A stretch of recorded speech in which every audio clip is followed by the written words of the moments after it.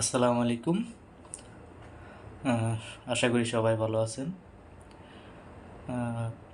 আজকে ৯/৭/২০২৪ তারিখ ফেসবুকে ঢোকার পর থেকে দেখি হায় রে একটা নিউজ কাপল ব্লগারদের। এই কয়দিন ফেসবুকে ঢুকা সোনা বন্ধু তুই আমারে ভোতা দেয়া দেখাইটালা এই গান শুনতে শুনতে কান ঝা ঝা হয়ে আছে গিয়া। এমনই কাটা হয়েছে ভাই, আমাদের ওই যে ইদানি কয় জুনিয়র সাকিব, ওনার লিঙ্গ বিলে কেটে দিয়েছে ওনার স্ত্রী সীসা। হায় রে ভাই রে, কোন আজব দুনিয়াতে আছি। জ্বালা যন্ত্রণায় অতিষ্ঠ হয়ে যাইতে আছি। দুই একদিন ফেসবুকে দিই কাদা চোরাচুরি এক এক ব্লগ করেন না, ওই যে কাপল ব্লগার। কি কইতাম ভাই, পুরাই খুব জ্বালা যন্ত্রণা হইতে আছি। আজকে তো বিকালবেলায় ফেসবুকে ঢুকতেই পারি না, জুনিয়র সাকিবের লিঙ্গ কেটে ফেলেছে। কি কইতাম, যাক,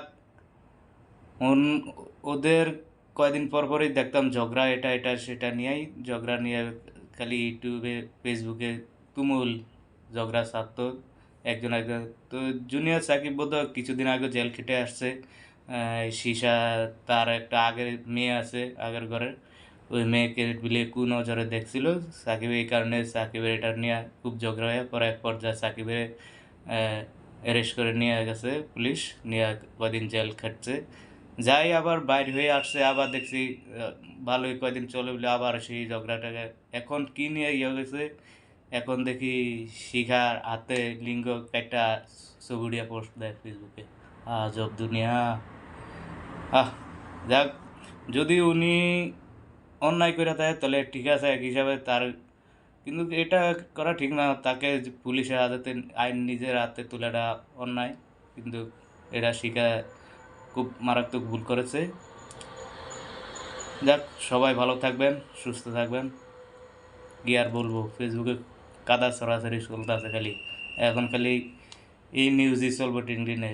কোনো একটা ভালো নিউজ যেন খবর প্রচার উন্মুখ বা প্রচার হবে ওই কোনো ইয়ে নেই, খালি জুনিয়র সাকিবের লিঙ্গ কেটে ফেলেছে স্ত্রী। সবাই ভালো থাকবেন। আসসালামু আলাইকুম।